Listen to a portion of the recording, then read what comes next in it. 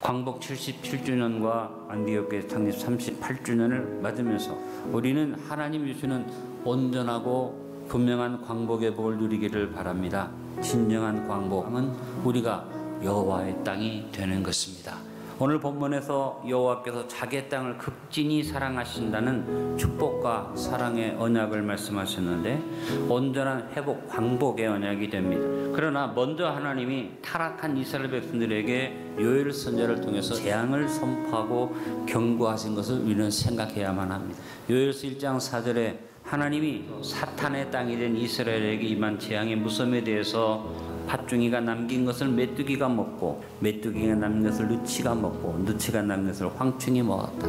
그래도 이스라엘이 깨닫지 아니할 때 이방 나라의 군대로 이스라엘을 황폐케 하신다는 경고의 말씀이 5절로 7절에 계속 이어지고 있습니다. 취하는 자들아 너희는 깨울지어다. 포도주를 마시는 자들아 너희는 울지어다. 이는 단 포도주가 너희 입에서 끊어졌음이니 다른 한 민족이 내 땅에 올라왔음이로다. 그들은 강하고 수가 많으며 그 이빨은 사자의 이빨 같고 그 어금니는 암사자의 어금니 같도다. 그들이 내 포도나무를 멸하며 내 무화과 나무를 긁어 말갛게 벗겨서 버리니 이 모든 가지가 하얗게 되었도다. 이는 재앙의 무섬에 대한 경고가 있었다는 사실을 우리는 기억해야 할 것입니다.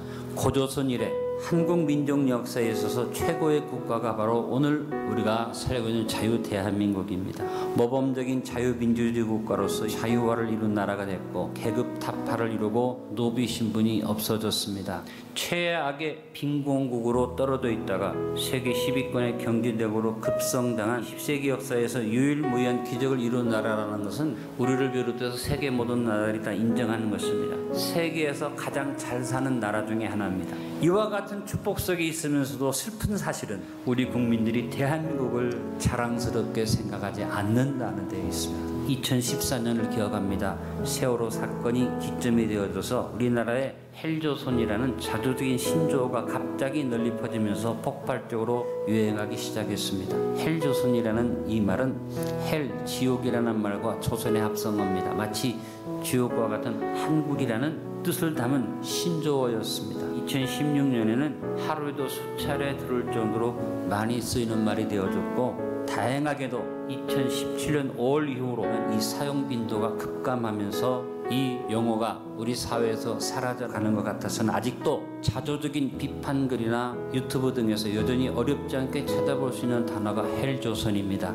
헬조선의 파장 이후에 금수저, 흑수저를 논하는 수저 계급론이 유행어가 됐습니다. 나라는 부강해졌고 경제적인 성장은 이런 것 같은데 한국 사회가 근본적인 사회 문제가 해결되지 않아서 일부의 사람들이 너무 살기 어렵고 인생이 고통스럽다고 생각하기 때문에 이런 단어가 나왔고 이런 단어 표현에 사람들이 공감하면서 한국에 떠오르는 신조어로 자리 잡아서 특별히 이와 같은 용어들이 집권 정부를 비판하기 위해서 약방의 감초처럼 사용되어졌습니다. 이러한 부정적인 흐름이 촛불혁명이라는 새로운 흐름을 타고 새로운 변화가 우리 가운데 오는 줄 알았는데 이 촛불혁명이 본래 뜻이 퇴색되어지면서 집단적 이기주의 시위문화와 노동자 계급의 파업이 지금 대한민국을 혼란하게 만들고 있습니다. 경제 대국이 됐는데 이런 부정적인 흐름들 때문에 우리 세계에서 자살 1위국, 이혼율 1위국 올라가면서 우리 젊은이들이 결혼에 대해서 부정적인 사고를 가지게 되고 인구 절벽을 걱정하는 저출산 고령화 시대의 대표적인 나라로 세계에서 주목받기 시작했습니다. 기적적 성장과 번영을 우리가 이루었지만 대한민국의 지정학적 위치는 우리의 성장과 번영의 축배를 들기에는 아직 이릅니다. 우리는 자만에 빠져서 사체와 허영이 우리 사회의 삶을 지배하고 있습니다. 너무나 잘 살고 있는데도 여전히 더 편하고 더 빠르고 더 많이 누리려고 함으로써 배고팠던 과거보다 불평원망이 있는 이상한 시대가 됐습니다. 우리가 잘 산다고 하지요. 우리가 경제적인 대국이라고 말합니다만 여전히 미국이 도와주지 않으면 우리나라가 유지할 수 없는 중국의 눈치를 안 볼래야 안 볼 수 없는 상황이고 여전히 한국을 속국인 것처럼 대하는 오만한 자세가 변화된 일본과의 협력은 피할 길이 없습니다. 우리 국가 생존의 필수 조건이 일본과의 관계입니다. 우리를 압박하는 북한은 이제 핵무기를 가지고 우리를 압박하는데 이제까지 우리가 최선을 다해서 대화를 했는데 이걸 다 물어 돌려버리고 우리 대한민국을 더 무섭게 압박하고 있습니다. 큰 위기가 우리 가운데 있는데도 잘 알고 있음에도 여전히 우리 정치권은 조선시대 사색 당파 싸움에 날밤 새던 양반의 무리들보다 더하게 편가르기와 이념 대립과 당쟁에 지금 우리나라는 괜히 시끄럽고 어지럽습니다.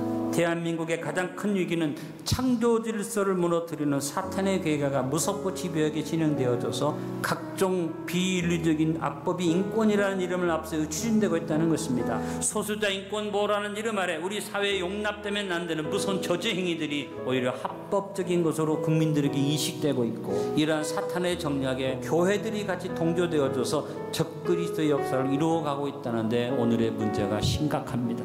마태복음 24장 37절과 누가복음 17장 26절에 예수님이 마지막 때를 말씀하셨습니다. 노아의 때에 된 것과 같이 인자의 때에도 그러하리라. 이 말씀이 오늘 우리 한국의 현실이 아닌가 두려운 마음이 있습니다.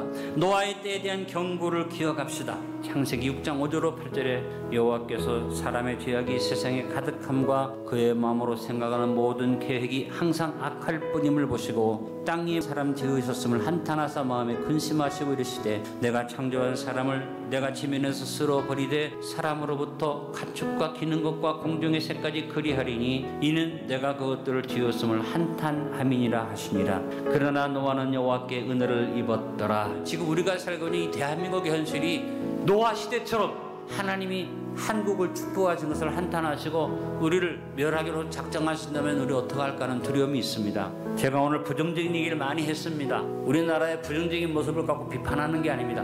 그런 상황인데 우리가 어떤 일을 해야 할까를 말씀드리기 위해서 이 말씀을 드린 것입니다. 우리나라가 이렇게 잘 살게 된 것은 하나님의 은혜다. 은혜를 입어놓고도 노아의 때와 같이 되면 안 되겠다는 것입니다. 하나님이 우리를 자기 땅으로 삼으신 은혜를 저버리고 당자에 행하면 재앙을 피할 수 없다는 것을 기억하시고 바울이 우리에게 준 권면을 잊지 맙시다. 빌립보서 2장 12절에 그러므로 나의 사랑하는 자들아 너희가 나 있을 때뿐 아니라 더욱 지금 나 없을 때도 항상 복종하여 두렵고 떨림으로 너의 구원을 이루라.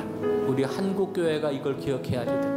노아의 때처럼 하나님의 심판이 임했던 또 하나의 모델이 아브라함 시대에 있었습니다. 소돔과 고모라입니다. 창세기 18장 20절에 말씀하십니다. 여호와께서 또 이르시되 소돔과 고모라에 대한 부르짖음이 크고 그 죄악이 심히 무거우니 탄식하셔서 소돔과 고모라를 심판하시려고 마음먹었다고 성경에 나옵니다. 소돔과 고모라의 심판의 이유가 오늘 우리의 모습이 아닌가 두렵다는 것입니다. 이와 같은 소돔과 고모라의 위기 앞에 아브라함이 기도합니다. 창세기 18장 32절에 아브라함이 또 이르되 주는 노하지 마옵소서 내가 이번만 더 아뢰리이다. 거기서 10명을 찾으시면 어찌하려 하시나이까.